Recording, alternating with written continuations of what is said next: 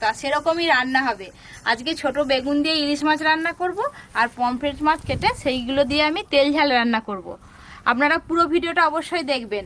কার কোন মাছটা খেতে বেশি ভালো লাগে অবশ্যই কমেন্ট করবেন।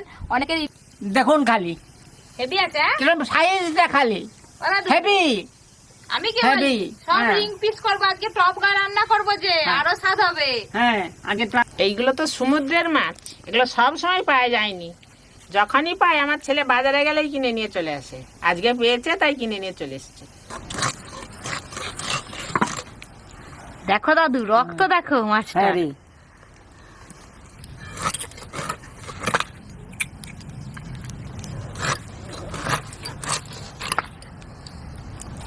এই পিসগুলো